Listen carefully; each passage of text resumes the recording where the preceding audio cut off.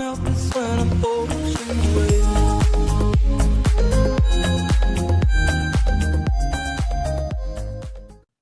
Well, today on UVA Legends podcast, I have 3 and probably 4 who's from the teams from the early 90s to talk about this year's team and also how the game has changed over the last 30 years. Yeah, it's been 30 years since these guys were on the court for UVA. But anyway, guys, thanks for joining me. Hey, thanks for having us, Julian. Always good to be on board. Yeah, Thanks great to be on it. I watch all of them. I love them all. Absolutely. so, I appreciate it. especially like being on it. Oh, great. Well, just to go in order here, I got Doug Smith.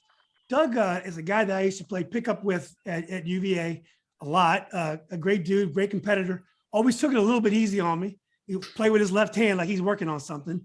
Doug is from southern part of Tennessee, near the Alabama border. Had a solid career at UVA. As he would say, he played the most games in UVA history without starting. But just a really solid guard. Could play the 1 on 2. Played on some good, great teams. Some funny stories. Has a very successful podcast. So Doug, again, thanks again for joining me. Then I got Junior Burrough. I'm meeting Junior for the first time. Nice to meet you, man. I watched your career, first team all ACC. You were at a time when ACC was very tough because not only were UNC and Duke tough, but you were right there, the emergence of Wake Forest with Tim Duncan and also I guess Georgia Tech had some tough teams with James Forrest. So there was no nights off those days. And then you played pro and then also I think you played overseas for a while as well. Isn't that right, Junior? But anyway, Junior, thanks again for joining me. And yes. Yeah, and then I got my main man, Ted Jeffries, back again. Ted was one of DeMatha's finest. Played him and his buddy Gerard Mustaf, split that post position at DeMatha. TJ came down to UVA. I think he started from his freshman year, battled in that post against some great post players. Saw some of the best in the ACC, won some big games. I believe Ted played for Terry Holland and also Jeff Jones. Is that correct? I did. Yeah, you're correct. Absolutely. Both experiences. Played some overseas in Eastern Europe. Has done some fundraising. It's with the United Negro College Fund right now. Again, Ted, always great to see you, man. Appreciate you having me back, man. Let's get at it. Yeah, of course. Well, I was thinking that we start off with, all the changes in the game with the NIL, the transfer portal. The game is so different. And now they have like fifth-year seniors playing. I'm not sure if that's going to go away when the COVID years are away. But the game is so radically different than when you guys played. What are some of the pluses and minuses you guys see in today's game, not only just for the athlete themselves, but also for the fan in terms of, the quality of the basketball? Who wants to go first? I'll start, Julian. I think I've always been an advocate for being able to level the playing field for the players, right? For a long time, players couldn't get paid. They couldn't earn wages. Athletic departments and athletic programs were reaping the benefits of, all the hard work we put on the court to get to the NCAA tournaments, the extra money that came into the program, so on and so forth. But yet and still a kid couldn't, earn money to go out and to be able to take care of himself, to feed himself, or, scholarship covers a lot, but, the ability to be able to earn what you are giving back to the university. And some people say it's a reciprocal relationship, right? We give you a scholarship, you go out and perform on the court, and it's all said and done. But, the NCAA for a long time had been, earning funds off of jersey likenesses and things of that nature, yet the players were not getting anything from it. Thank goodness for Ed O'Bannon, his ability to step up in those times and really lead the charge towards where we are right now in NIL. The other factor that I think was great for the players is the fact that when coaches have the ability to change schools, and a kid came to play for that school and that particular coach, there's a comfort level there. Now the coach goes somewhere else. The kid was left, almost bound to that university with a few more, strict rules with regard to transfer. Now they've opened up the borders and they have allowed kids to, if that's not the place where, you feel is the best place for you where you thought it was a year ago, then you get a chance to move on. I guess the converse to that would be that a lot of students or these athletes now don't seem to be able to stand up to adversity. They always feels like they're running from a challenge. The coach said I was going to start, or I feel like I need to be starting and getting more time, and now they don't feel the love and they want to go somewhere else. They're running from adversity. So I see the other side of the coin. People, don't get a chance to stand up against adversity, but I like the fact that players still have a little bit more control than they did before. Yeah. Anyone else want to jump in here? Yeah, I'll jump in. I took the class in school. I think we all took it. Public speaking. Me and Dawn Saylor were in that class my third year. And exactly what TJ just said is what I was trying to say back then, but I got like a C- on mine. Yeah. I pretty much we're gonna agree way too much. I'd like not to. I'll selfishly say I'm really glad when we played it was the way it was, because outside of the money part, because I think 3 or 4 or 5 of our guys probably would have transferred, maybe myself, and being able to go through it, 4 years with all these guys, there's no way I would rather have done it. What really stuck out to me back then is we were not allowed to have a job during the school year. Think about that. You weren't allowed to have a job. Say you had a couple hours, whatever, where you were able to go make some money. It was illegal while you were under scholarship. You couldn't do it, And you had kids that were, geniuses in the science department. They could get a grant. They could get a few $1,000 grant to do extra work. So that kind of hit me. What I do love about the game now is everybody shoots threes and there seems to be no ramifications for missing. So I would have done okay with that. Exactly. Yeah. Yeah. The 3-pointer has definitely been more embraced. It's a larger part of the game than it was when you guys played. Real quickly, Chris Havlicek, very nice to meet you. I'm Julian. Thanks for joining us.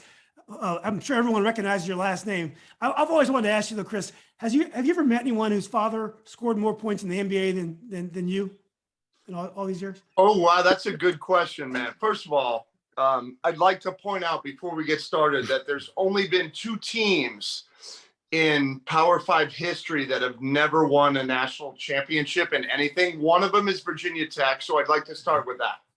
Okay. The other one's Kansas State, by the way. So Bass Tech still has not won, and I'm doing that for my boy TJ and June.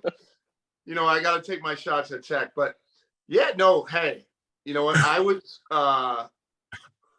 my dad was a really good player. I get some my favorite part. My dad's passed away now, so my favorite part is when people that have connected with him in the past come up. And they don't talk about his basketball. They'll say, "Oh, your dad was so good to me. We went fishing one time in Cape Cod. We went to, we were in Atlanta, and he shared a cab with me." Like stuff like that is what's so great about having a dad who played back in the day. And let me remind everybody, my dad, great. He was a great player. Obviously, he was a better dad.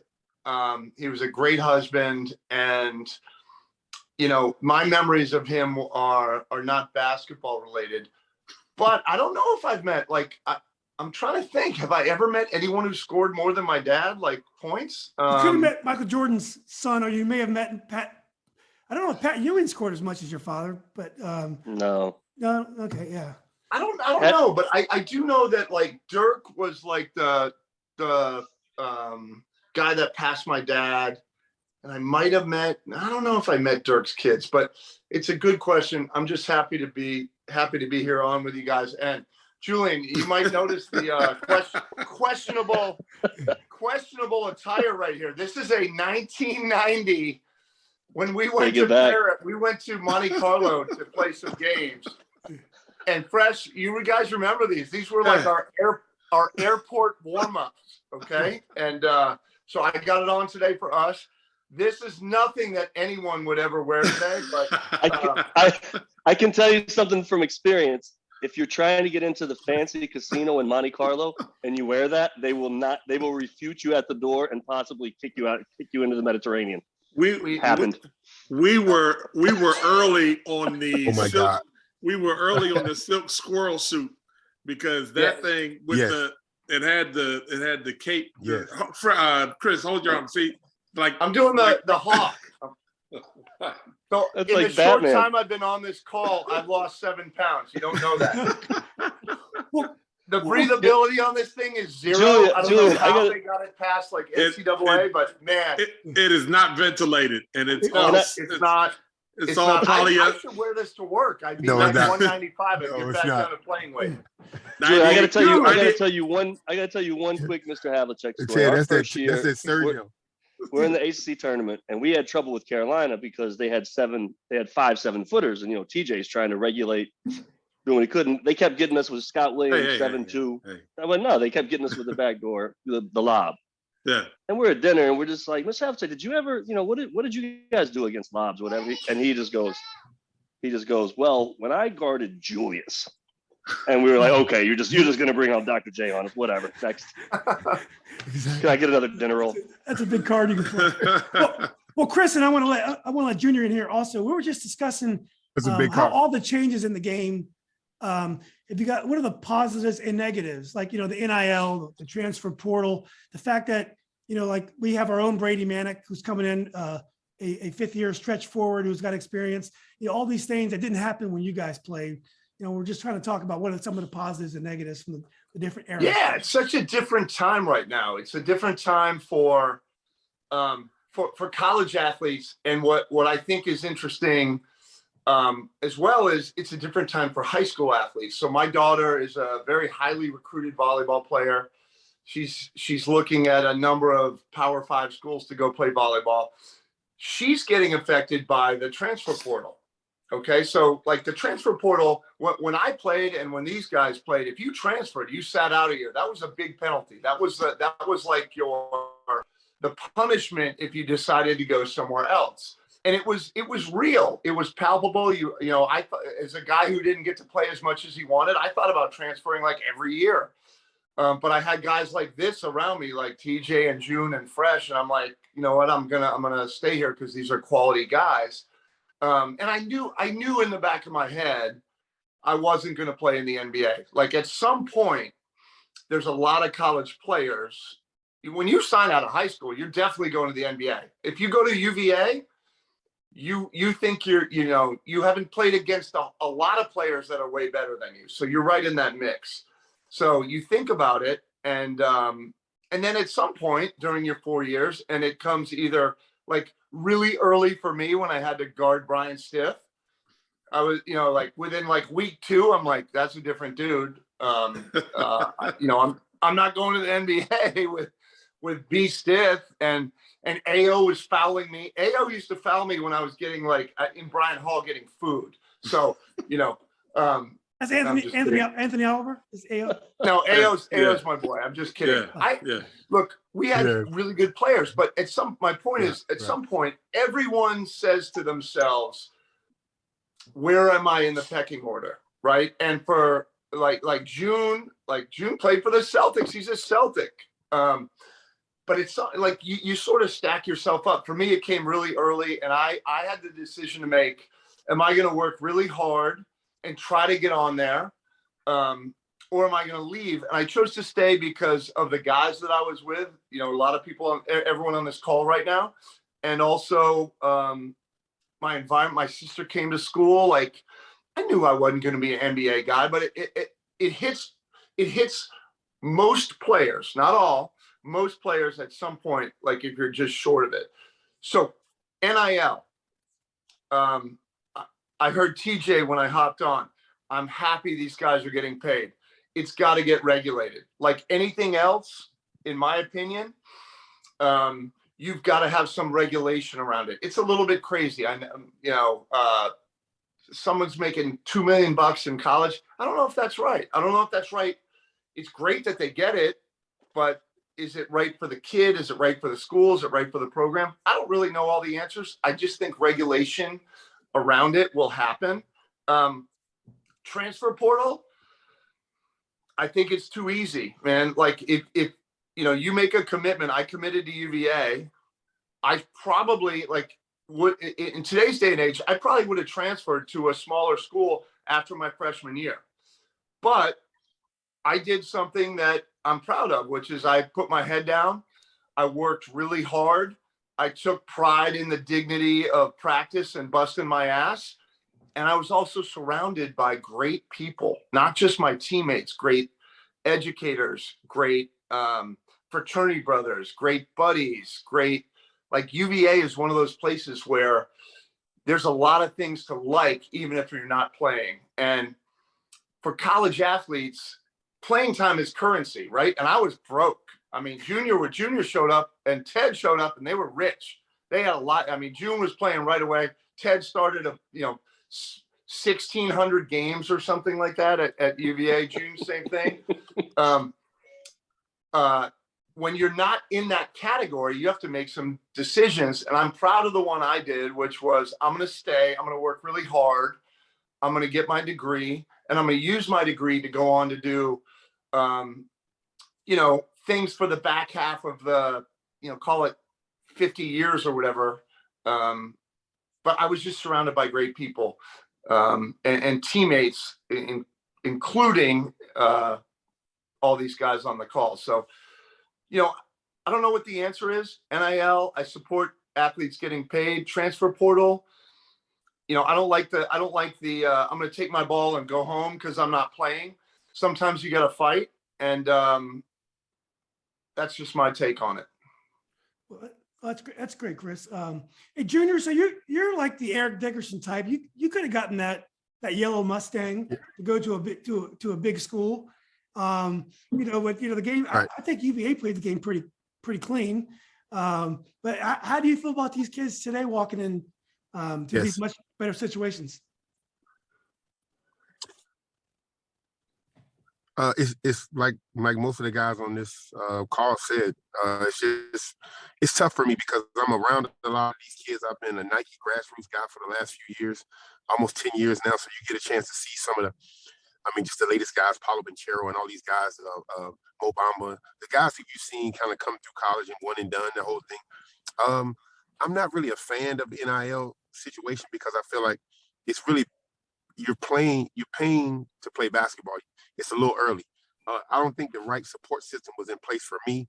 So I think it would have been a really bad situation for me personally. Being highly ranked out of high school and being in all those situations, I think I chose UVA because of my visit and the family atmosphere that was there. I came from a family atmosphere at Oak Hill. I came from a family atmosphere at hometown in Charlotte. So as soon as I got on campus and I got a chance to meet Ted and Chris and Doug and all those guys, it felt like a family atmosphere. And to be there and for everything to kind of go the way it went for me in my career, I just wish we won more games, right? I just wish we had an opportunity to play on the biggest stages. We came close a few times, but I wish we had more time and had an opportunity to play. And that's kind of really it for me. The culture, everything that UVA experienced, my wife went to UVA, everything was a great situation for me. These other things that you put into a kid's, you put on a kid's plate, $1 million. I just can't even imagine at 17 getting on campus and having access to that type of money with no real supervision. Like Chris said earlier, like you got to have these things regulated in order to get the best version of those kids. And I don't think you should have to recruit a kid the whole season once he's there. Most of these coaches, now that I've been around for a while as a high school coach, most of these coaches have to recruit the kid the entire year. There is no making them earn it like you did before. Like you have to play these kids right away, whether they're ready or not. And if they don't like their situation, the point guard play isn't very good, I'm leaving. You don't run enough plays for me, I'm leaving. The standard is playing time, right? You don't have to earn that, but everything else has to be, we didn't play enough games on TV. We didn't play enough games in this arena, or all those things are happening to some of these coaches now. And it's almost sickening because you have to do it every year. And I don't want to put this one kid on blast, but he's been one of our kids. And Devin Askew is his name. Very good point guard. Very good kid. When you transfer to 3 power schools in 3 years, that says something to me about what's going on with you personally. Like you're looking for something that's just not there. And it keeps happening over and over again for these kids. And back when we were playing, you couldn't transfer in conference at all, unless you set out for 2 years. And they called it the Dean Smith rule. Good point. At the time. And now we letting guys transfer in conference. Like half of Carolina's NC State and Carolina, they're playing guys that would have started for UVA, and now they're coming off the bench, or if they're playing at all for the schools they're at now, NC State and Carolina, and one kid I think is at Georgia Tech now. Like all of these things are happening, and I don't think that's fair. And I understand the coaching part. I can't remember if it was Doug or TJ who started a conversation about coaches leaving and all those things, but I mean, once you're in one of the conferences, I mean, we were the #1 conference in the country my 4 years in school. Like once you're here in this conference and you're still able to transfer in and through the conference, I just feel like you got to regulate this stuff. And I think what's going to end up happening, guys, and I'd love to hear your opinion on it, it's going to go so crazy. They're going to come down so hard on it that it's going to basically put it back to where it was. I think the NCAA is just allowing it to go as bad as it can, and they're just waiting on that one particular situation where it looks terrible and corrupt, and they're going to come down with a hammer and change the whole platform, and the kids are going to lose out, which is what happens in the first place. Because I think the ego got us here. Ed O'Bannon got us somewhere. The lawsuit got us there, and the NCAA didn't want to step in and pay everybody. And then they allowed the NIL, and now that's gone unregulated. And there's going to be so many mistakes made because you're putting kids and their parents and their AAU coaches and their handlers all in control of something it's hard to control because you're dealing with each school individually, and there is no governor. There is nobody telling you what you can and can't get away with.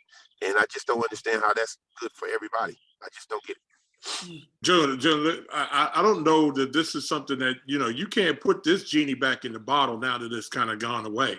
The deal is that the NCAA realized that they were facing this extinction when it comes down to where the balance of power and where the real opportunities for money moving forward. That's why you see all these shifts in the Power 5 conferences. And if they were not going to allow kids to make money, where these multi-million-dollar companies, especially big TV, big corporations, where they potentially would threaten to establish their own league, and if they start throwing money at these kids, then the NCAA ultimately becomes obsolete, and schools gravitate to where the money is because they're going to be paying, and they're going to be paying these athletic departments. So this is not something that they can put the genie back in the bottle in. They've got to be able to allow this to go on. There will be some guidance with regard to how this thing is kind of controlled, and I do air quotes around that. But at this stage of the game, you got a kid going to Tennessee who has not even stepped foot on campus. He's a quarterback, number 2 quarterback in the country. He's already worth $8 million. Yeah. You're not putting that back in it. You're not starting that over again. My question is, how long does the money never run out? For example, somebody pays Junior $1 million to go to Virginia. He's like, all right, I can go to Carolina next year and get $1 million more over there. Do these things start creeping in, or are you just happy that you got your 8 or whatever it is? Well, that's what I wonder. Your return on what's the thing have? ROI. ROI, return on investment. Come on, Doug. You're on Wall Street, baby. I got no return. I took the R out. Yeah, this is where your contract is structured, though, right? I mean, Julian, you're an attorney.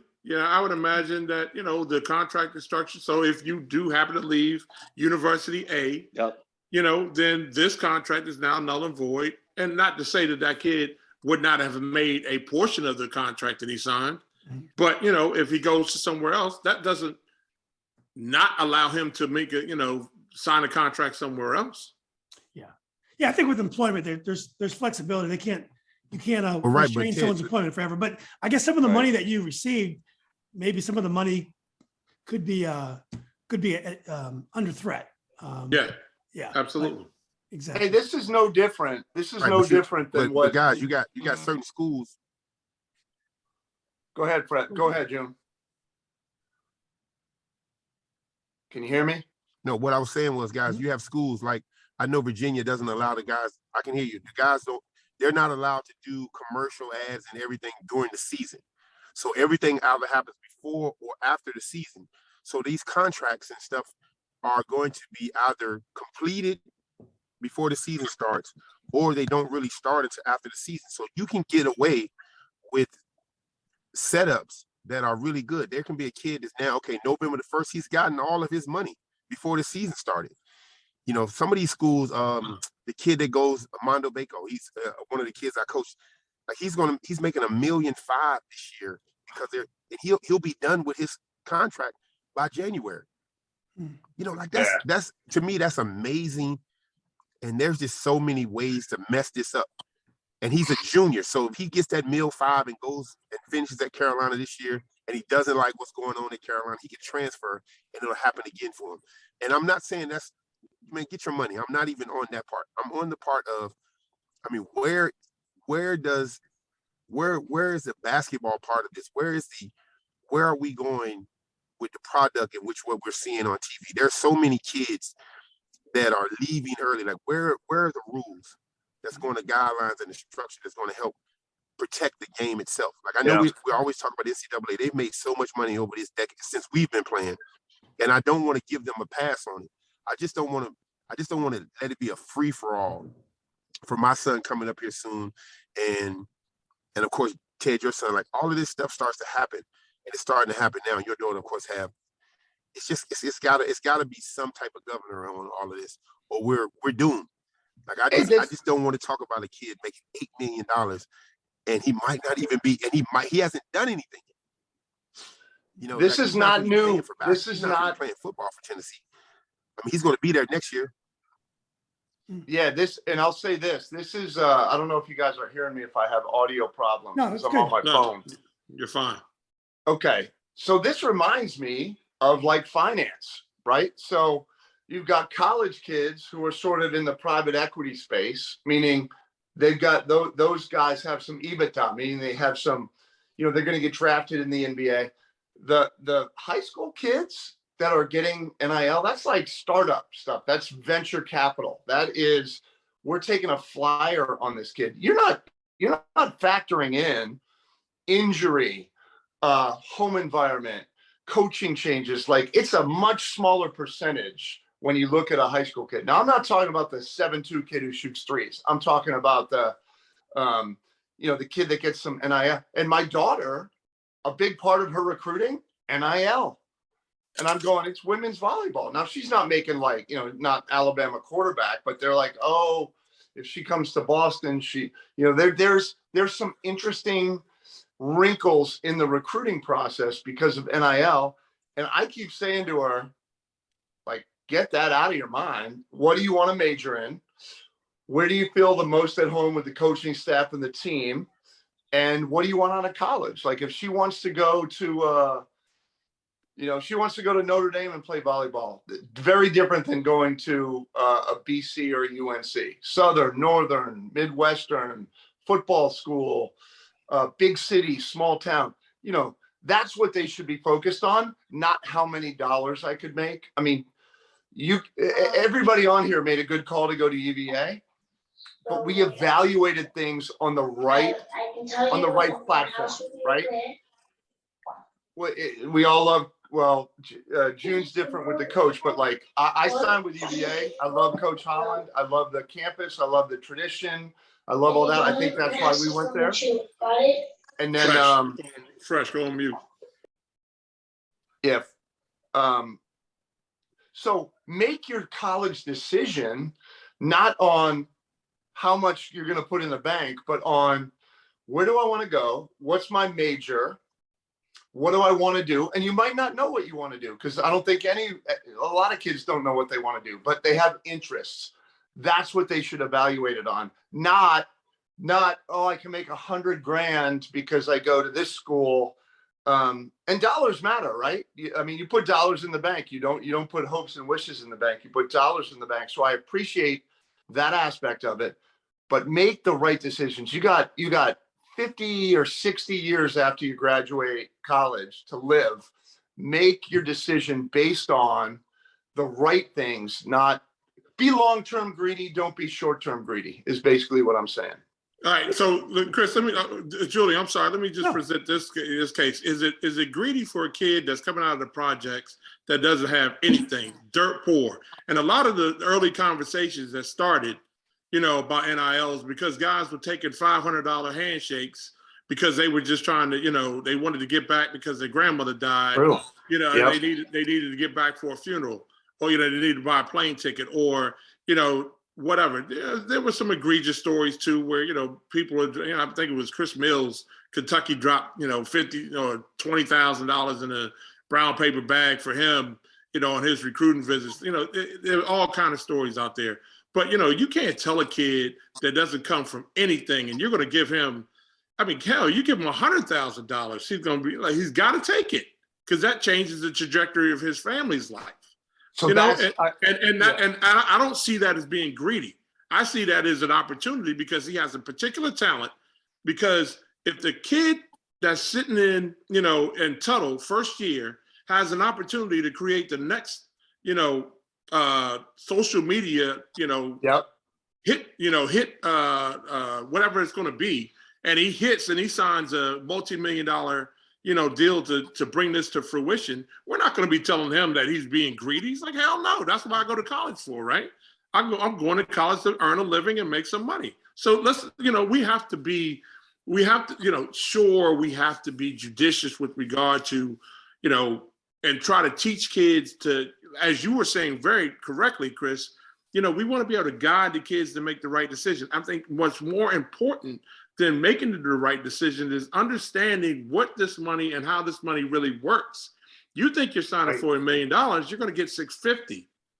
And you're going to be sitting there talking about, well, what happened to my $350,000? Well, Uncle Sam has got his hands on it, but here are ways, this is how money works. And that's an important part of this equation too. This is a teaching opportunity where I think the next level, the NBA, should be really trying to take that next step to do so, because I think they've been egregious in the past for years of watching guys lose, millions.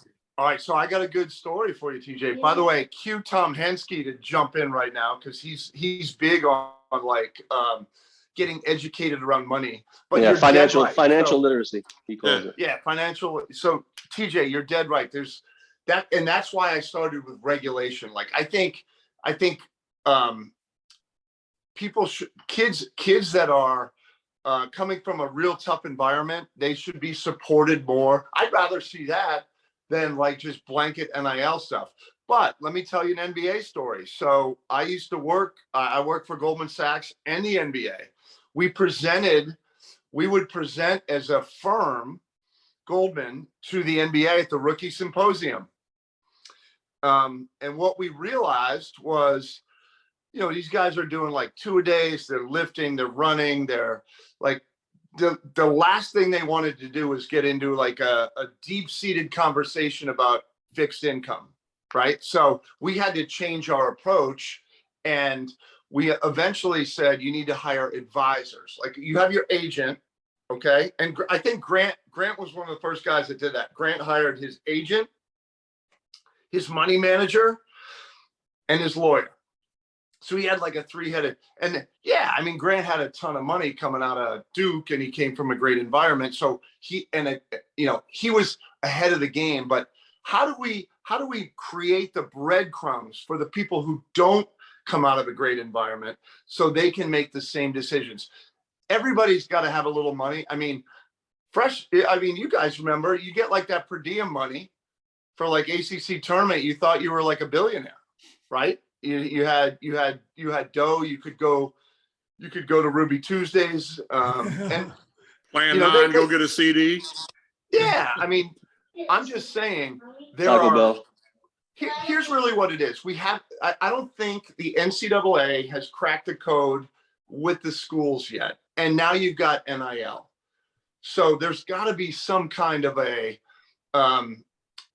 meeting where people say, look, kids have an opportunity to make money. They're going to play for our university, and we want to set them up for success. Those are like the 3 things. How do we do it the right way? And you're going to need someone to like oversee that, because the 3 entities operating are all going to operate in their own self-interest. The university, hey, we just signed Junior Burrough, Ted Jeffries, Doug Smith. We're going to we want them to work hard and play well.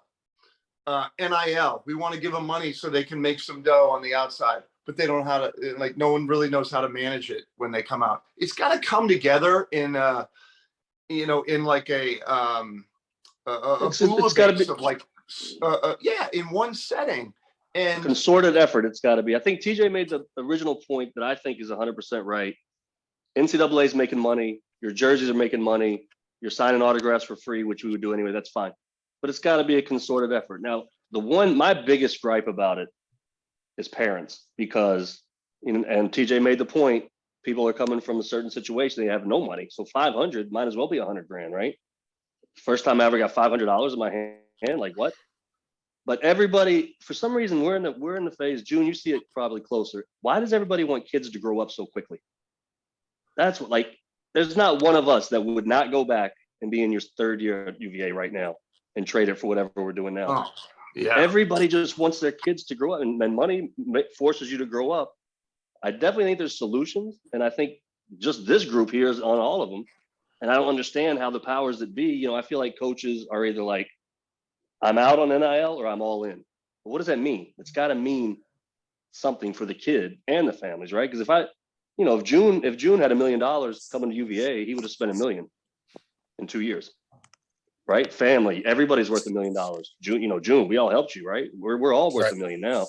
So I think we're all on it.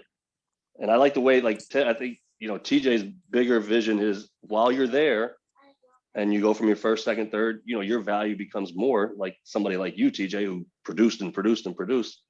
So there's fine lines, but again, to your point, if somebody wants to give me 100 grand at age 17, ain't nobody saying no. And you shouldn't. It's also the other part. I mean, having the right people around you, like, fellas, like, there are a lot of these guys now.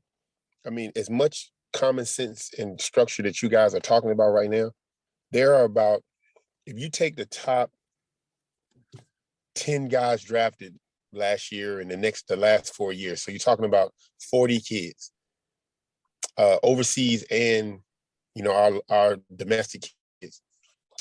I mean, maybe 6 of those guys out of the 40 have the right group of people around them, because as many of you guys are saying, hey, that's a good idea. There's somebody in here like, no, we don't need them. We don't need anybody we don't know involved in what's going on with us. It happened to Zion Williamson a couple of years ago.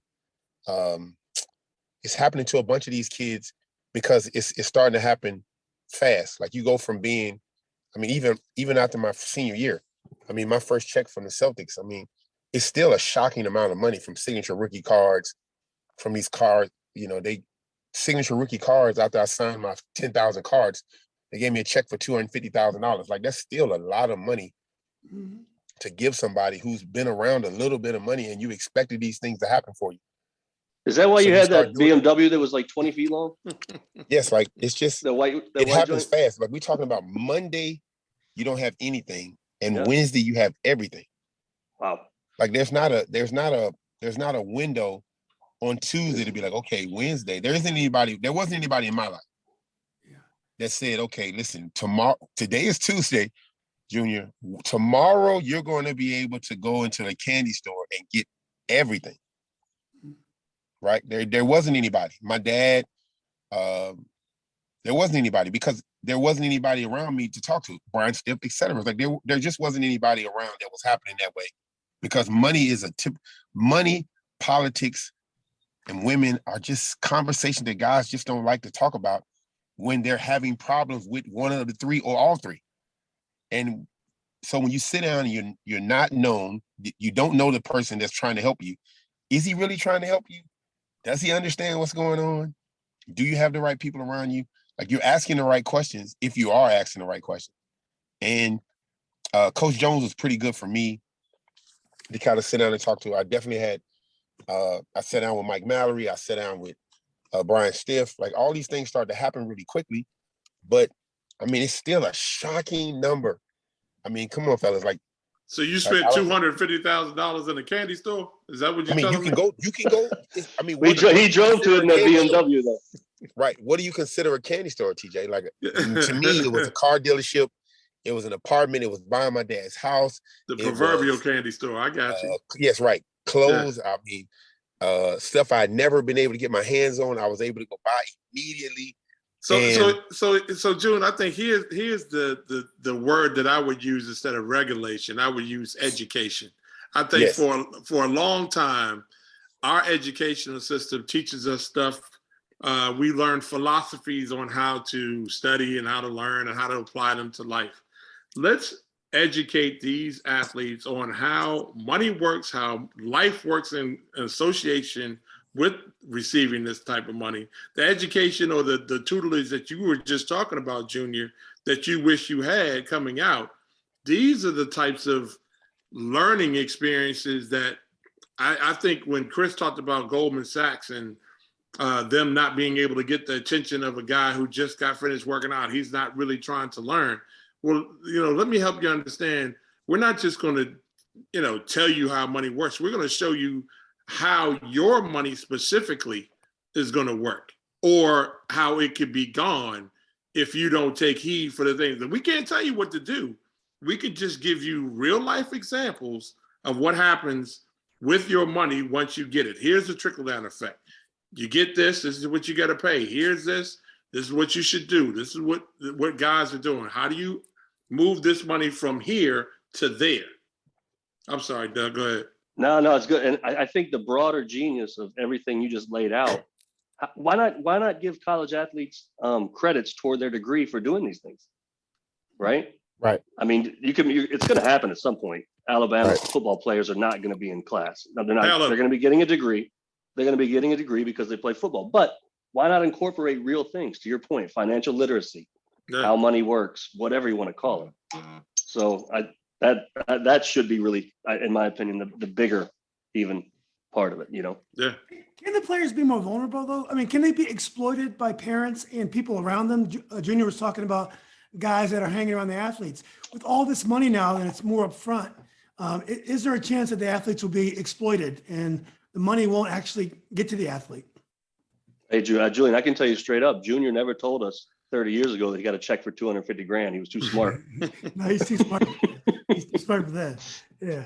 Yeah, you guys can talk to that better. I'm sure. I think that there's always an opportunity. If you got, you can't teach ignorance, right? Like if you got ignorant people, thieving individuals that will, not look at you as family, but look at you an opportunity. And once you get that opportunity, now they're going to try to take what they think is theirs, what they think they deserve. Yeah, there's always going to be an opportunity for that.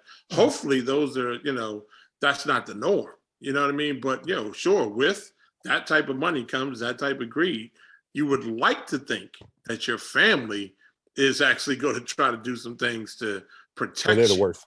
You know what I mean? They're the worst. But they can protect you. But, look, you saw if you saw the 30 for 30, Bernie Kosar's dad, had 5 cell phone lines and, he was taking care, there's countless stories out there where guys got taken advantage of. There are professionals who will come in, wolves in sheep's clothing, that will say that, I can help you invest your money. And then you try to get them on the phone. They don't have a phone number anymore. And your bank account is balanced out at zero. They've taken your money, so sure, absolutely. I believe there's an opportunity. But that's when you need to galvanize yourself. Therein lies, for me, the compromise where they talk about there needs to be some governance. I would say that there needs to be some type of relationship with some of these banks, and they can spread the wealth around, Wall Street or whatever, JP Morgan Chase, you could go to Goldman Sachs, you could go to Barclays, whatever, and that these guys can receive a certain amount, put it in some type of trust, and now this money is protected. No family can get a hold of it. It's in their name. If they choose to have certain people on there, 2-party signatures before money can be taken out. They earn off the dividends of the money that's invested, and they get a certain portion of that money that they can take right now. So if you get $1 million, after you do, your calculations for taxes, then a portion of that goes into to the coffers or to the corpus, and you can keep a little some of that portion of it in cash up to a certain part. That way you're regulating. The kid probably won't lose his money if it's slightly regulated in that fashion. They do have some cash on hand to be able to feel like they've earned something, and they feel good about being able to spend some money. If they need to buy a car, take care of family, somebody's not, healthy or something to that effect. But I think there's a compromise area out there. But I think I've answered. It also goes back to June's point. People don't want to be told how to spend their money, right? That's and true. so there's a mental health, even a mental health thing. Once again, how can you get more credits playing your sport in school? Because you don't. If I show you how I spend my money and you're saying, yo, you shouldn't be spending on that, I'm not going to show you, right? So it all makes sense. Well, how have the athletes changed in the last 30 years? Are they as hungry as you guys were? I mean, with the money, now they make a highlight and they tweet it out. I mean, every time they get an offer, they blow it up everywhere. When you guys played, you make a big play, someone got dunked on. Maybe you call your friends, your boys, and you laugh about it. But is the focus on getting better like it was when you guys played, or are the kids distracted nowadays? So everybody needs some form of validation, Julian. Like there's a sickening point to me as a coach now, and as a former player. Like I was told that if you keep your head down and grind, everything you want from what you're doing, you can be successful. So that's the reverse opposite. They're trying to make you successful before you become what everybody is telling you you're going to become. So one highlight tape. We don't live in a world where there's a big group of people that want to see a whole game. So everything is going to be short version, highlight tapes, etc. So now it's become, well, that's the best way to get an opportunity to see this kid. There's a rumor about a kid that's in Michigan. Back when we were playing, you don't get a chance to see the Chris Webbers of the world and everybody until you meet them at an AAU tournament. But now with social media and everything else, you'll get a chance to see a random practice where he's dunked the ball 3 or 4 times, and now he's getting status somewhere based on those things. Yeah. And I'm not a fan of it. I know my kids like it. They love it. Now being an AAU coach as well on EYBL with Boo Williams, like we just had a combine the other day, and most of the kids that were in the combine were saying, I'm on my way to the Boo Williams 16 and under combine, 15 under combine. Like you haven't even made the team yet. You're just coming in here to work out so we can see if you're good enough for an EYBL to be on one of the teams, and you're tweeting that you're here, or you're Instagramming that you're here, and I'm right out in front of the building and all these other things. And I guess it's a good thing because it puts attention on it. But it just bothers me because you haven't worked, you haven't earned anything, and yet you're still seeking validation for just the smallest of things. And it always throws it out. And now that my son is 16 years old, he always asks me these questions, why don't I have these offers? Why aren't these offers coming to us the same way? And I know I have a little bit to do with it because I'm not here to press out something that I think you should already want. Like we have a bunch of kids on my team that I think you should want as coaches because they know how to play the right way. They understand what's happening. And that's just not how it goes now. If you don't put your kids on the map, then they don't get on the map for some reason. And that's why I think there's so many transfers and there's so many kids, because there isn't a mutual understanding of what the school needs and what the school wants, as opposed to what kind of kids that are you recruiting. So it's a double-edged sword, and it's bothering me a lot because that's the part of it I think we wish could really go back. When the coaches and the head coaches and the assistant coaches are in the gym watching the kid from point A to point B. He works, he practices hard, he does his part, and then he goes out there and he produces as a player. This isn't about potential. This is about his actual ability to go help you.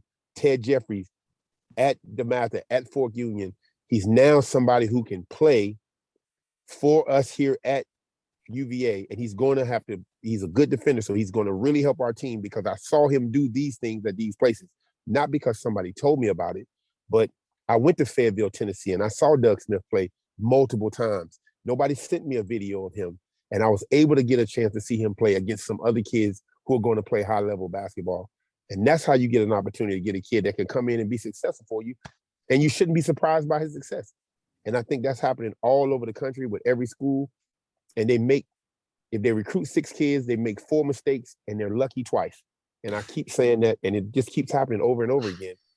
And then 2 of those kids may go pro. And Julian, Julian, what you just witnessed right there is what we call a junior Burrough-ism. Oh, you beat me to it. That is That is podcast gold right there. Like it's crazy. It's crazy, T. Two mistakes and 2 times you got lucky. That one. Yeah, you get lucky. You get lucky, Julian. It's crazy. And he made it add up some to of these 6. guys- His original number is the best part. Yeah, like I mean, come on, man. Like it's crazy. In college, that might have been 4 and 3. Well, my bad. Exactly. Thank you. That's a junior hyperbole. Yeah, carry the like, one. come on. Yeah, it all Oh makes my sense. God! Like you just get lucky, man. And But you made a great point, and I've felt this way for the past 5 years. Basketball, especially the NBA, it's become a highlight league because it goes viral, and you see Ja Morant do this. Try to watch the full 48. It's not that easy to do, no, in my opinion. it's not. Now, if It's I'm a hard. Virginia Wahoo, I can watch the most boring game, 38-35, that we play. But I think it's become, people talk about. I was talking to somebody about Steph. We were talking about it, TJ, Steph Curry, and how everybody wants to shoot threes now. I think a lot of that is technology because kids are on their iPads, on their phones, and what are they going to spit? They're not going to spit out to you him screening the screener or whatever scenario. No, they're just going to show him splash one from 35. So you're going to run out in the driveway or a gym now, and shoot 35 footers, right? It's the little things in between, man, that show, like June said, going to Fayetteville, Tennessee, going to DeMatha, Fork Union, going down to Charlotte and watching June, whatever the case may be, over and over and over. Julian, your kids are how old now? So I got 18, 16, and 13. Now, when you think about them, because you had a couple of good soccer players, right? I got one. Yeah, one. One, right. So how hard was it for you to get your son to get out in the backyard, practice some kicks, practice, dribbling through cones and all of that stuff? How often was he a self-starter, or is he a guy you had to like, hey, do we need to get out of here? Do we have to send this reminder, send him a text message? Because that's the only way to get through to him. It's a great question. To get him started, I used to take him to one-on-one private training. I felt like I had to pay to get him to play. And when we were all kids, we just stayed at the courts. We played all day long. You didn't want to get off the court. He was the kind of kid, I had to take him to training. Once he was there, he worked hard. But it finally clicked. So when he was like 14 or 15, he took over his game. And I mean, in terms of being a clutch player, all those values you want to see, he had them more than I had, which was confusing to me because, he did gain those kind of lessons that you want him to learn, but it cost me a lot of money to get him to that point. And I feel like those kids, you guys as parents weren't heavily involved in your development. I mean, you had good parents, but it was because you guys wanted to achieve certain things. Right. That's ultimately my point, and I appreciate you saying that. One, I feel like now I'm no longer alone because we have to create these environments that were natural for us. I tell my son all the time, who's 15, as a son, when we came home from school, before we got off the bus, no cell phones. All we had was the house phone. We knew the communication was either we're going to the basketball court now, or we're going to go after we finish our homework. But we will all meet down there at such and such time. And then we knew the other kids that came from the public schools would be getting home at such and such time. And then we would have a bigger game. So we can go down there earlier because we got out earlier. And then, we'll wait for the other kids to come down. Now we'll have bigger games. This was our deal. And, everything was pushed right up to the street light. So now as parents for these younger kids, we have to continue to create these environments for our kids. And it's not going to play pickup, taking them down to, the local park.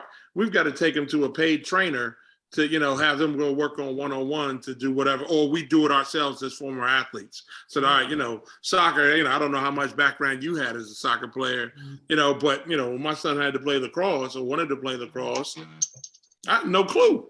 You know what I mean? I can't help the kid there. I could watch YouTube and watch a couple of drills. All right, let's do this thing here. But, basketball's a little bit different story. I have some background there, but we still had to create this environment. Whereas growing up, we were outside. We were, and on the weekends, get out the house, get off the, computer games. We had, Atari was the big thing back when I was growing up. We would play ColecoVision. Yeah, Right. We played that for a little while, but then you had mom and dad were like, yo, out the house, let's go. That's Get right. out there, go outside and play. Like our kids, is it because our environments are not safe enough for kids to go out and play now? Or is it just a different, I know June lives in $1 million complex. I know Junior. I can look at his background nights right now. He's in Northern Virginia. He's you doing talking well. about me or Junior? You talking about me? Both of you guys. Well, does it matter though? I mean, once Tony Bennett gets his team, I'll tell you what matters. Does it matter to these kids? Yeah. I'll tell you the biggest difference I see now when I get closer to it is everything TJ just outlined. And I guarantee a Junior never followed the streetlight rule. He was probably home late every night. Another story. It made us more competitive then. Yeah. Because like you could feel it from TJ. Then the public kids get out. We know they're going to be there. Now we got a bigger game. Yeah. Now we're trying to hold the court. And we, dudes, I grew up in Fayetteville, Tennessee, who played at small colleges or whatever. Most competitive motherfuckers I've ever been around. I mean, outside of like these guys, but it fosters a competitiveness, not like, oh, I'm going to go work out with Junior Burrough. He played in the NBA, and I think my dad gives him $100 an hour, which is fine. But I don't see how Junior can't throw the ball at the kid today. Like maybe back in the day could have happened with us. So, and you play with older kids and that whole thing. So you play with grownups. I was able to 10th grade from my 10th grade. I was able to start playing with the older guys because I was a big man substitute for guys who I missed the first 4 or 5 games, and then you got to play with the older guys. Then I got to go up to UNC Charlotte and start playing with the college kids and John C. Smith. I got to go play with the college kids, and I know that helped. So I was above. I started to become more than just playing pickup. Now I'm playing with grown-ups. So the intensity level for me may be a little bit different than it is for them guarding me. But for me, it was everything I could want because I knew once I got back to my own age group that I was going to be better. I was going to be a better version of myself because we always competed. My son is being recruited for a sport that he doesn't even play anymore. Guys, he hasn't played a soccer game in almost 2 years. And because he was playing so many years up and he's almost a 6'6" goalie, he's still being recruited and people are still trying to get him to play because he's just in the 10th grade. So he's getting recruited for a sport that he doesn't even play anymore. And when you tell the coaches, hey, coach, listen, we have some issues here about him and his teams because he doesn't want to play the sport anymore because most of his friends were so much older. They've gone to graduate. Now they're playing soccer in college and he doesn't want to play with this younger group, his own age group. It was totally different for me. He's lost the friends that he got from playing soccer and he doesn't like the sport anymore because he's playing with guys who not as good, probably. That's part of it. In addition to, they don't have the maturity level that he had and he was able to play with because he was the little kid they looked after. And now he's lost that. So he doesn't want to play that sport. And it's all basketball all day, every day now. And like you said, it costs money. And even though I'm a coach, he still seeks out individual training for a sport that I think he should be playing and understanding spacing and when that move can work and all those things. And there's nothing like getting out there and playing basketball consistently. And you'll learn against better competition. That's how you learn how to play a sport. That's how you learn how to play anything. It's not just practicing, it's who you practice with and how you practice. And I think that's the major difference. A kid told me he was actually playing basketball. I went to go hoop the other day. And then you find out he was just in a 2-hour workout. That's not hooping. Mm-hmm. You didn't hoop. You just went and worked out with some cones. You did a good job. You made 1,000 shots. You took 1,000 shots. You took 1,000 shots. You made a large number of them. And I'm all in for those things. But you're actually not playing your sport. Because you have no feel for it. Are the kids getting better skills? Are the kids getting better skills, Junior? Because they're working on their shot? Huh? Yes, they're more skilled. They're not better basketball players, though. If you watch the NBA or any sport in college now, you'll see some of the things that would never happen. Like a lot of these kids catch the ball where they can't be productive. You'll see a big man that stands out by the hash mark because he can dribble in. He'll catch the ball farther out away from where he's really, really productive at. And those are the differences in the game now that weren't that way before because they become so skilled. They can put the ball on the ground for 4 or 5 dribbles. And yes, my son is 10 times more skilled than I was in the 10th grade, but he's not as productive because he's not focused in on the most important part of the game, which is winning the game and being effective where you can be effective at. And it's so much harder to get kids to understand that. Yeah, what I've noticed, and I've been around Jersey City because there's a bunch of high-level players here. One committed to Virginia, but a lot of these kids, TJ, they do extremely hard things very easily. Extremely easy things they can't even do. I listened to TJ who had his coach, Mike Bray, the coach of Notre Dame on, and Bray made the point about TJ, something we all took for granted, June, how unbelievable TJ was at getting the ball out of the basket and Yes. inbounding it to Crotty, Yes. Corey, me, whoever. I never thought about that because that was just my teammate. He was great at it, and you know the ball's there. That's a very little thing that he did extremely well, right?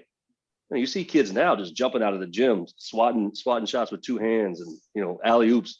But then when it's time to make a chest pass, not really. I got one even better for you, Doug. And it's when I first got the job here at Norfolk Legion, guys, I had all of this stuff. I had, I'd been to this camp, John Lucas. I had Miles Simon. I've been to all this Nike stuff. And I was like, man, I got 100 plays for these guys in my head. How are we going to work? And we struggled to score at the beginning of the season. And I'm watching film in my house and it hit me like a brick. We can't screen at all. Mm-hmm. Like we don't even, I've wasted a month and a half of giving them these 9 to 10, 15 plays, and I haven't taught them how to screen. Kids are running through like, why are we having so many turnovers? Because the big kid doesn't even know how to set a screen. So I have to go back to the basics because the basics are so important. If you know how to screen and you can get a guy open, he'll catch the ball closer to the basket. Therefore, the help side doesn't come as quick.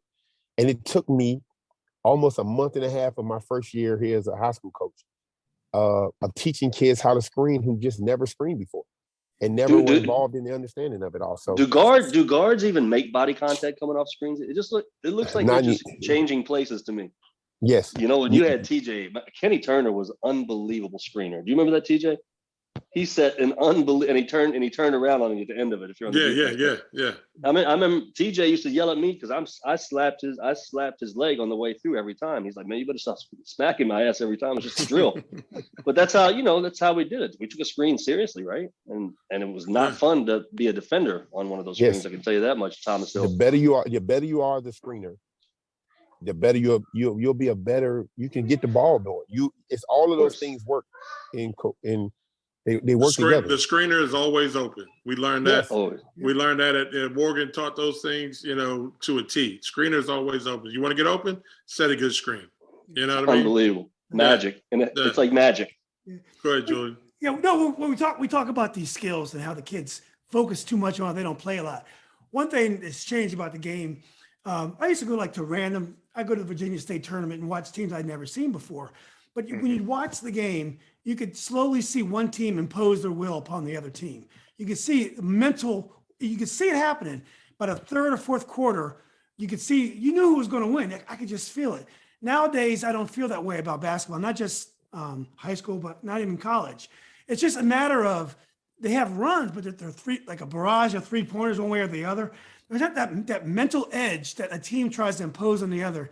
You don't see a lot of that anymore. And I used to look for that. I used to sit there in the stands and I could tell which team was going to win the fourth quarter because they were imposing their will on the other team. You guys ever? You get a big amen from the choir with me because my biggest gripe is I watched the last 3 minutes of the game now, and I can't tell if anybody wants to win. If the University of Virginia in our day, if we were up with 2.5 minutes left by 5 points, 99.5% chance we're winning the game because we knew how to finish and win the game. Go ahead, Drew. No, it's just to piggyback on your point. When you say impose your will, there's a lot of that comes from a physicality they don't allow you to play with anymore, Julian, as well. Like when you watch some of these teams play, it's basically a referees and they've changed the way they call games. Like they call screening. They call offensive fouls on screens more now. I see more now with coaching.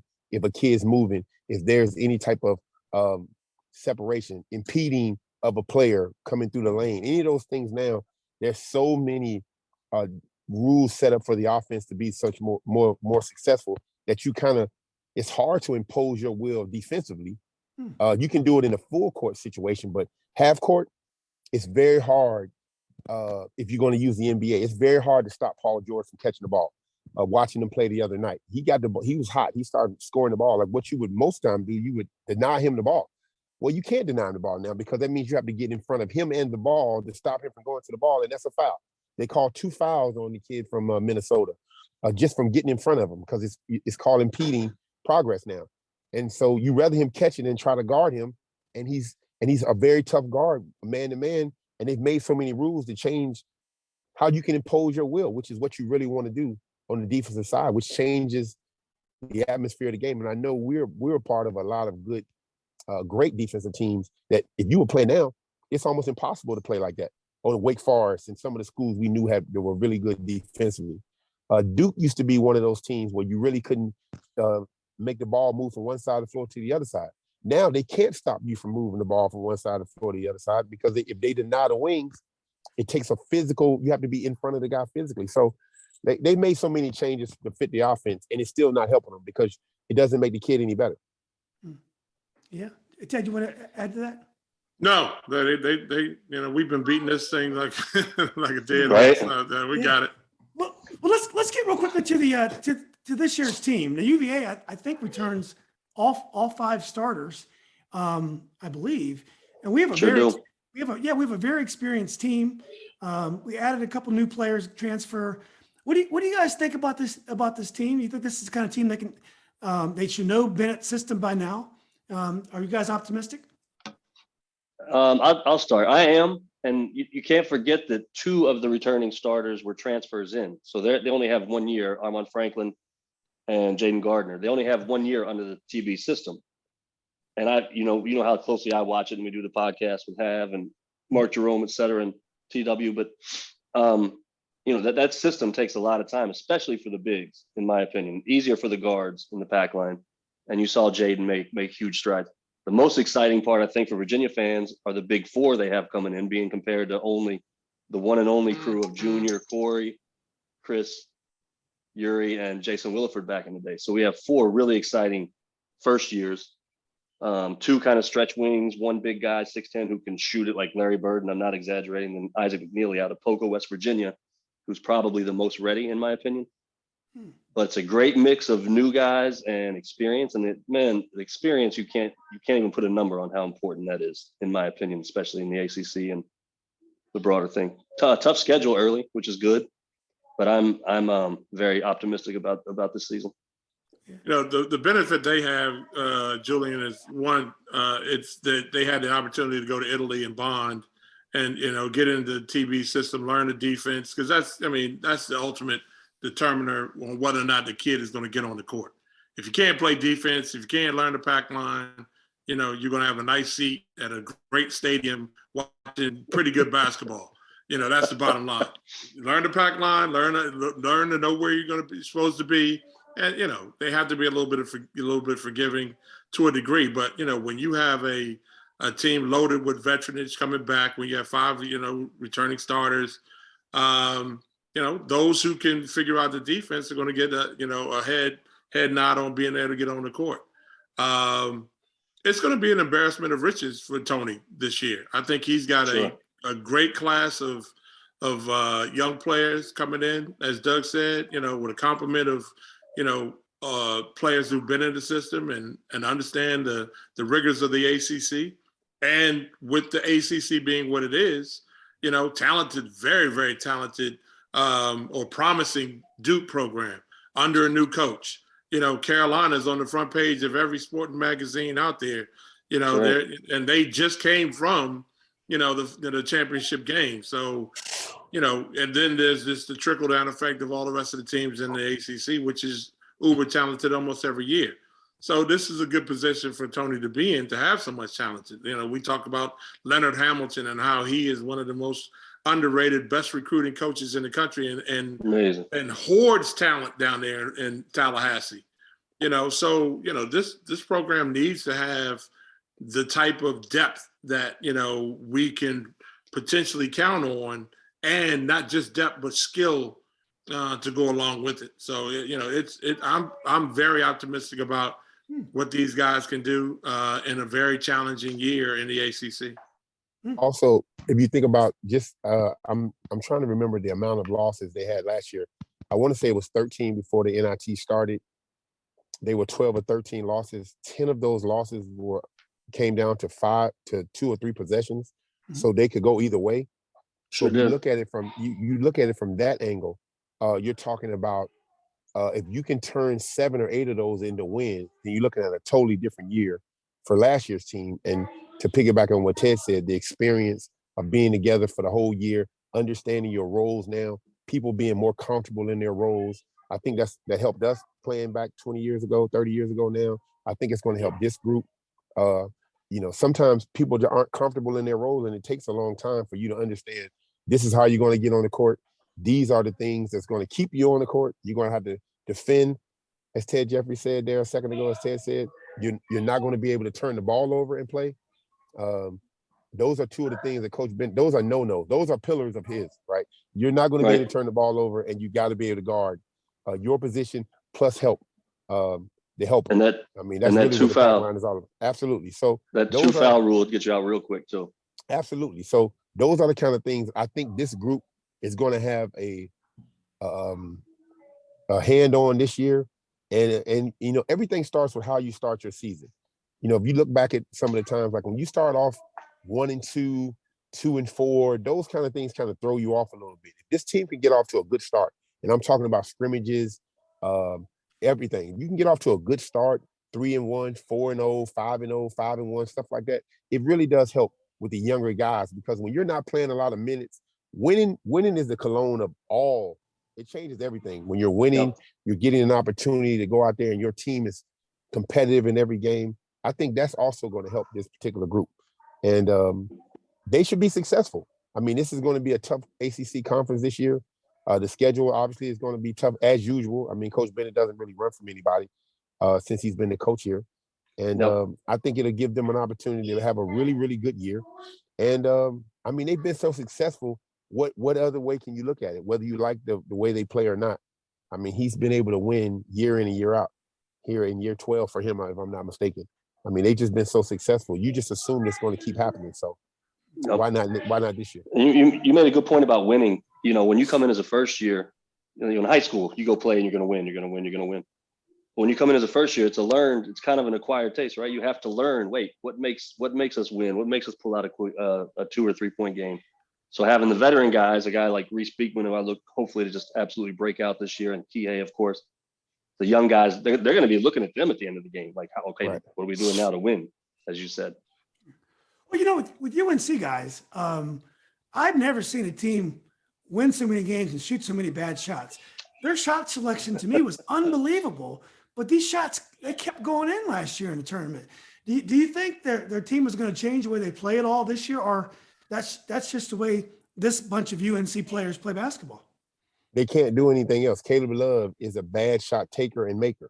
Mondo Bako is a bad shot rebounder, and they get multiple opportunities to do it over and over again. That's the difference. You have a pro shot taker in Caleb Love. You have a guy who gives you multiple opportunities to get the ball back in Mondo Bako, and they're both ends of the floor. So they're always going to be good defensively, and they continuously press up and down the court their offensive side of the ball. So they're one of the best. They're one of the best rebounding teams in the country. So Hubert is always every year. Carolina has always stockpiled, the old dinosaurs, the old big men from from our day. They had 3 7-footers. I think Junior talked about that earlier. Doug did 4 7-footers when we were there. They've got waves of big guys that are there now because they clean the boards. And you can afford to be a pretty bad shooting team most times because you got guys that go in there and eat some glass and make up for some of those mistakes. Right. Yeah. You know what Carolina has down to a science is going over the back on a rebound and not having it called on them. I can still see George Lynch just jumping over people back in our day. Really, they got Bacot. How do you say his name? Bacot. He does it all the time. Bacot, yeah. Oh, absolutely. I think Dean Smith kept that drill secret. He taught everybody the 4 corners and different things, but he kept that jumping over the back drill secret. It's always going to be that way. They press the pace. They're trying to get anywhere between 80 and 89 points a game every year, every time down the floor. They took some early losses, and it seemed to help them get themselves going. And, of course, you didn't think they had an opportunity to get to the Final Four until they beat Baylor. And they beat Baylor the way that this Carolina team is probably going to end up playing most of this year. They beat them with a lot of those shots that you're talking about, Julian. They went in, and they played solid defense consistently from the Sweet 16 on. And, that helps teams like that. That makes them a very scary group. And it gives Hubert a second chance at it. He understands what he had. Another high recruiting class, of course. He has a couple of one and done kids, possibly one and done kids on his group. They're very athletic, the hybrid 3-4 guys. So, I mean, the rich get richer.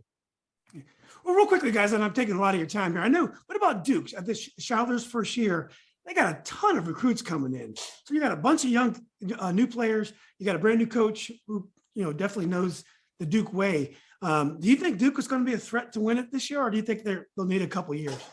It's always that way with them. Derek, listen, I'm a fan of Shire. I'm a fan of the new coaches. I watched him as a high school player. I watched him play a lot of games in Chicago and the Illinois area where he just, as an individual player, willed his team to win. Mm-hmm. And they weren't the best team 80% of the time. Like, I've never seen he's one of the few guys that I've seen that just played his way through a lot of the adversity. And then he did it at Duke. So I can't imagine this team not playing with some type of toughness, in addition to the fact that they're very, very talented. I mean, they have the number 1 overall recruit in Derek Lively on their team, and he's probably, he's a one and done type kid, but he's also somebody you want on your team. He's a very defensive oriented kid. So they're going to be fine as far as the talent and stuff going. I'm thinking by this time, December, January, they'll be right exactly where they need to be. I'll say this: great talent makes him a great coach. So, he that talent that he's got stockpiled down there in Durham is going to help make up for a lot of the ills that he has as a rookie and freshman coach. Never having coached as a head coach anywhere, to now be the head and following, a legend, a true legend of the game is a lot of pressure.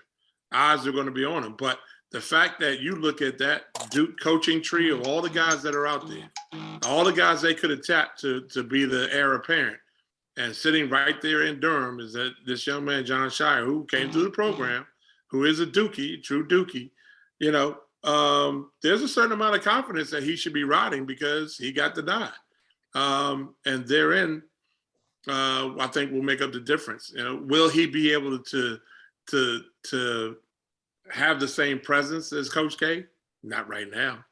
But, Coach K is special assistant to the president, who's probably maybe one building over, right? Like right over there, that, will probably still have the thumbprint to be able to get into the practice facility anytime he wants to. That, just face recognition. Yeah, the whole deal. The 007, the whole deal to get in. So he's going to do fine because he has a talented team. He didn't take over. The cupboard is far from bare in Duke. So it'll be interesting to see how he pulls it all together, because now it's about managing personalities and getting everybody to sing from the same hymnal. Don't forget, he's been the head of recruiting for the last 3 years. So he's recruited this group. They know him personally. June, that there's a huge difference between being an assistant coach and a recruiter to now being the head man. Oh, no, absolutely, Ted. I'm just saying that he's been in the houses of these kids. It's not just been, he's run practice. Coach K knew this was going to be his guy. Mm-hmm. And he brought him in. He's run practices. When Jeremy Roach is one of our takeover kids that we had, and he's talked about over this summer how Coach Shire was running practices the last 2 years he's been there. Coach K wouldn't even be there. So they've brought him along for him to understand what's going on, to give him his voice, like you said, TJ. So I don't think there's going to be a big change, because it's still basketball and they still have a lot of talent, like you said earlier. So yeah. It was very controversial in Northern Virginia because everyone in Northern Virginia thought Amaker was going to get the job, and when so when Schuyler got it, it was a surprise up here. But I mean, again, Tommy's one of our own. But it does seem to me that he was Coach K's pick, and he was the one that Coach K thinks can take the team to the next level. So yeah. So is it fair to say that it was probably a big controversy down in the Tidewater area because Jeff Cable didn't get the job, or there's a big controversy in the DC area because Johnny Dawkins didn't get the job? Come on, man. It's that's true. All of these guys have had their shot. You know what I mean? Baltimore, that they upset. Was Baltimore upset because Wojciechowicz? Yeah. Wojo didn't get the job. all these guys, they all have talent to be able to take over the program. But Shire is the guy who's been selected, and Ted always breaks it down, man. He just breaks it down. Yeah. He knows that geography. Don't worry about that. Exactly. Yeah. Well, last question, guys. Who else do you guys see around the country? It could be tough this year. My sneak. It's not even a sneak. Is Houston. I think they've been knocking, getting closer, and I think they could have one of those Final Four type years. They didn't make it last year, right? They get to the 8. No. Incredibly talented team, guard led team, which this day and age I think has become important. If you guys agree, I know I have the 2 big fellas it's here. Always, Yeah. No, it's always guard. It's always you got good guards, you got a chance to win in the tournament. They play They well. They cheat just enough to not do it illegally, which always helps. Always helps. I think the coach has everybody having everybody on the same page is a really big deal, especially now. All the things we talked about before. And I feel like Coach Sampson, right? I think he has that. Villanova's going to be good again. Villanova's going to be good again. UCLA's putting together a nice package out there. So absolutely, USC is going to be good. Cronin's doing a great job. He's we'll just follow the riches of talent, man. And those are going to be the teams that can put it together. I've never really been. I'm a fan of Calipari for what he did at UMass. I'm not a fan of what he's doing at Kentucky, and they don't seem to be that cerebral when it comes down to great decision making. You know what I mean? The players at Memphis. That's perfect. The players at Memphis, they were there because of talent. But as far as X's and O's and making sure that making the right decisions, it was really off of field rather than structured, kind of basketball stuff. So, I think they fall by the wayside, even though they are going to be uber talented because of. I think they're going to get outplayed and outcoached by kids who play a more structured brand of basketball. Now, the difference this year, Ted, to your point, and by the way, you are 100% correct. The difference is he was able to keep most of the guys returning. That's the secret to most of the years that Calipari has been very successful in the NCAA tournament. Mm-hmm. When he loses and he goes this one and done, 6 new starter stuff, he struggles. He struggles every year because it takes so long for them to get going.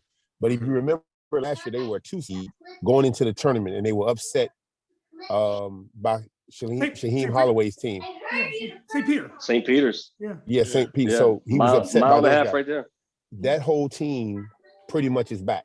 So they're going to have a lot of continuity this year that they normally don't have. So this will be the year that you might see a better version of that Kentucky team because that team did everything last year. They shot the ball well finally. They had a bunch of good guards. They rebounded the ball. They had the player of the year who's coming back for a $2 million NIL deal, by the way. Unbelievable for a rebounder. And they absolutely love him. So it all comes back to NIL. Yeah, right, it comes back to it. So he came back to school. They told him he was going to be a 2nd-round pick, and he's going to make more money coming back to school than he would in his contract in the NBA. And of course, he made a great decision by going back. So, and he's very very rarely do you get the Naismith Player of the Year to come back to school. Yeah. And they have a guy, sure. and he gets them multiple opportunities to get more possessions because he's such a good offensive rebounder. So they're going to be right there, and Tennessee's going to be good. Rick Barnes is just like underrated again for some reason there. I've been able to go to one of their practices. They're going to be long and athletic like they normally are. I'm not sure about Michigan. I'll say Michigan as well, you guys. I'll give we got Michigan. We got Michigan in the Big Ten. Michigan's going to be good. I'll be remiss if I didn't say that I think that Virginia, even though through a challenging early non-conference schedule, I think they pull it all together come, near the end of the year, especially as we get into the tournament time. And that's when it could be, they are positioned, I think, rightly right now, in that upper 15 to 20 range, depending on what poll you're looking at. And I think because of their style of play, because of, how they get it done, because of the senior leadership or, the veterans they have on the team, I think they pull this thing together and they become very dangerous come tournament time. Man, Ted, I love the optimism, man. Yeah. Absolutely. A little sneaky one for you, and something I hate. You ever heard of Ken Pom? Whatever it's called? Yeah. They have Virginia at 5. And all that's what fans follow. It's just, who's coming back, and I guess the top first 5 coming back, et cetera. But I'm with you, TJ. I think it's going to blend. I think, Don't count it The on only TV, that's problem, for sure. the only problem, not the only problem, but the only thing I see different from this year's Virginia team as opposed to the ones who've been very successful, and of course the national championship team, they were so efficient on offense, and they got layups and they made a lot of shots.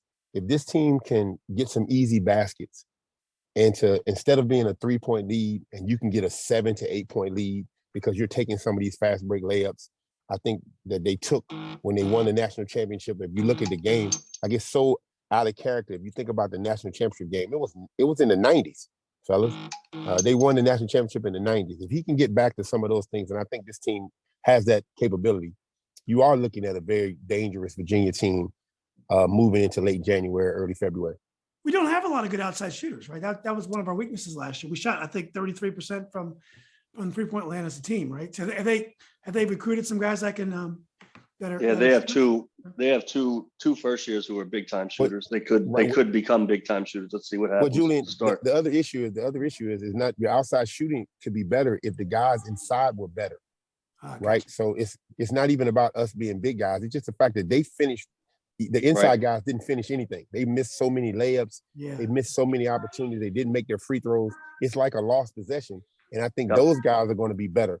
And in talking to the staff, they've been better at finishing around the basket. So now you just can't stay on top of guys from the 3-point line. So there'll be more open opportunities for these guys to shoot, who are very good shooters who struggled last year. Yeah. That's a new word. That new word, gravity. You need some gravity toward the basket, not always away from the basket, right? Caden Shedrick. That's what we're looking to have. Another guy looking to have a breakout. I think one thing interesting about Coach Bennett, June mentioned the getting up and down the court, and Ty Jerome and Kyle Guy, DeAndre's year. I think once you're a veteran group and you prove it to him that you know what you're doing, I think he loosens up. Yes. Like I would see him a lot that during the championship run, looking over at Jason Williford, assistant coach, is like, should we really be doing that? Oh shit, it worked. Let him go. Right. You know what I mean? I think I really hope that Kihei embraces his role.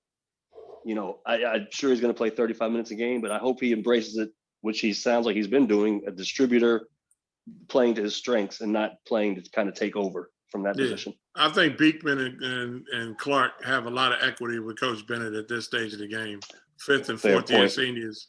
So I think they can be extensions of him on the court and really help guide these, especially the young players. And the offense is set up to get shooters open. You know, if you're a shooter in this offense, good Lord. For sure. Yeah, you can earn a living out there. And we were talking to Jason, you know, the last couple of years doing the Jay Willie show, et cetera. We all know player-led teams. Shameless you don't want exactly. You don't want your coach to be the hardest working guy in the court, right? Player-led teams are better than coaching-led teams. And I think we're going to find. I think we've missed that. I think we needed some dogs the last couple of years. I don't think we had that, and I think that emerges this year. Yeah, too many player only meetings from last year's team in the last 2 years. They had too many of those last year as well.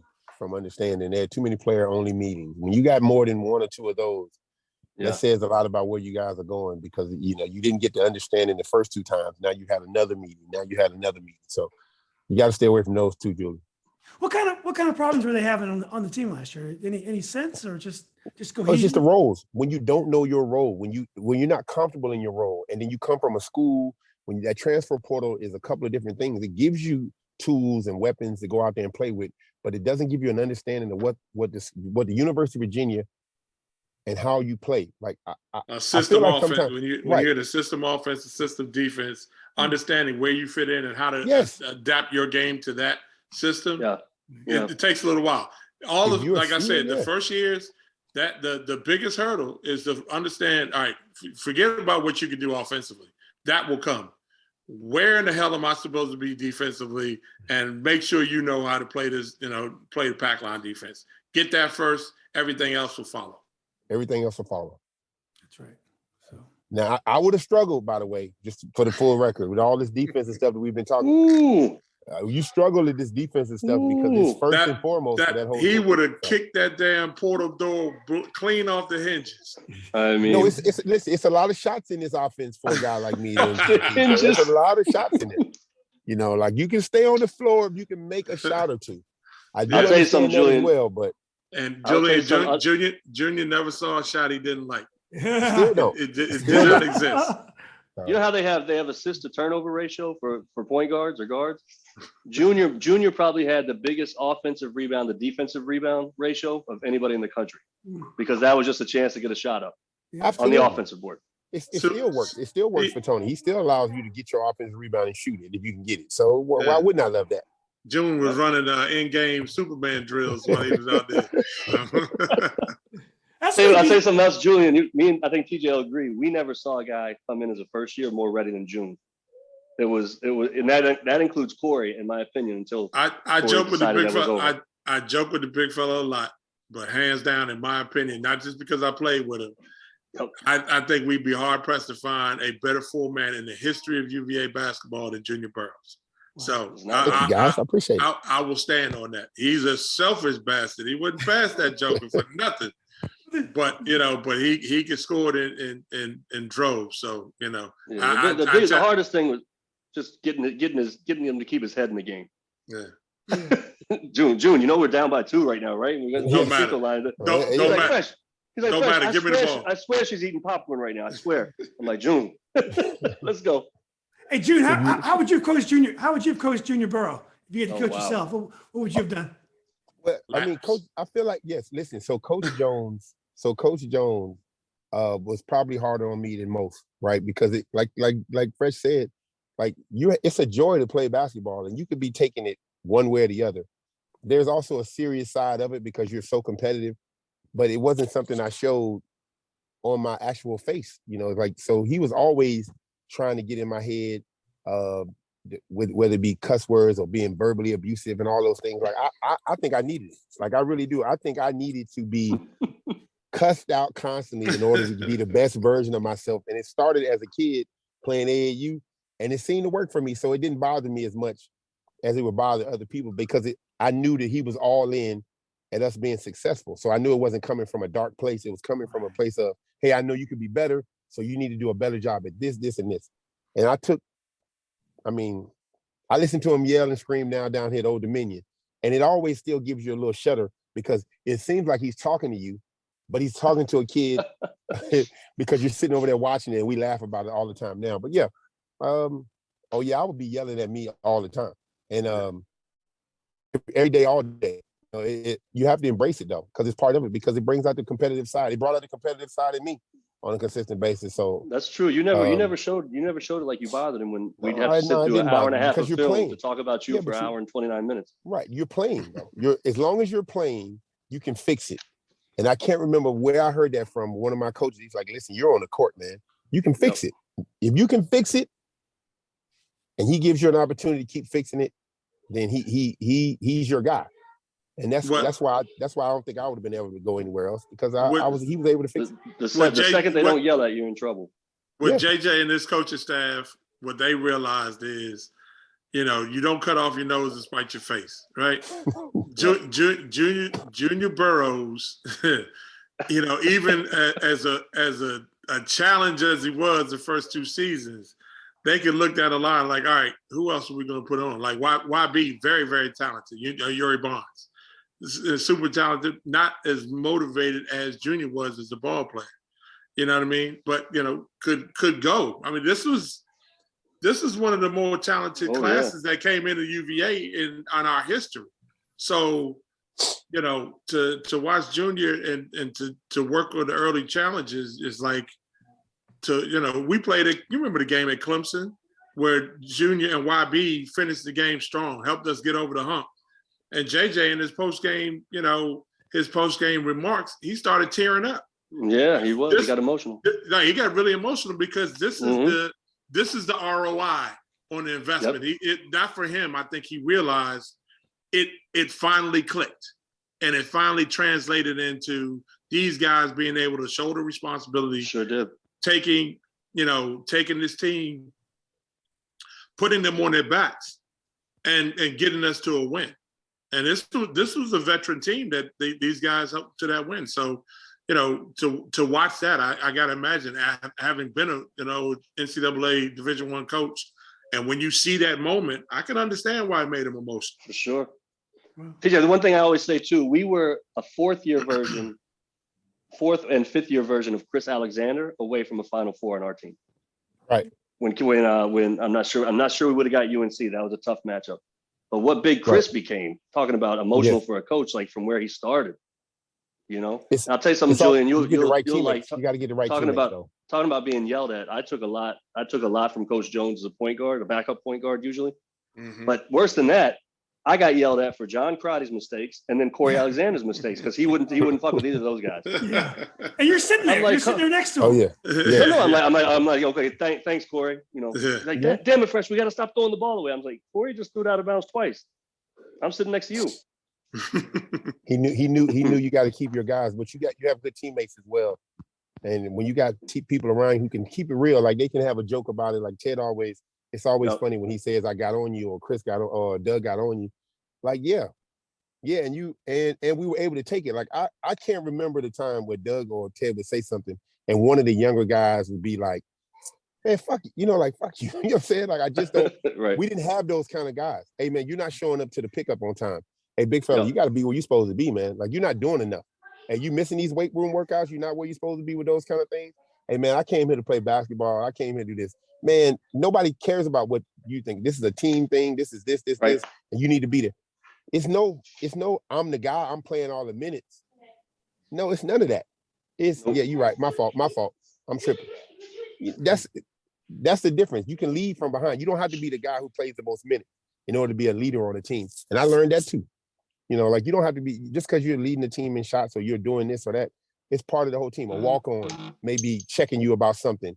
It's just because you're a whole team and you see everybody as part of who you are and what you become. You know, you can't play a team sport as an individual, and you can't be a good team as an individual either.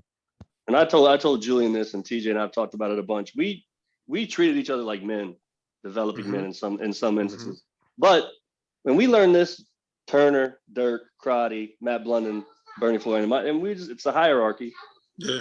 And June talks to me all the time about it now. Like it never went on deaf ears. But once you cross the line, to your point, you can't be showing up late. You can't be not doing this. Me and TJ kind of would have enough, especially. You go out and party. You go out and party hard the night before. That's fine. You better. Hey, well, I don't care what you do, but you hit that hardwood. You better show up for practice.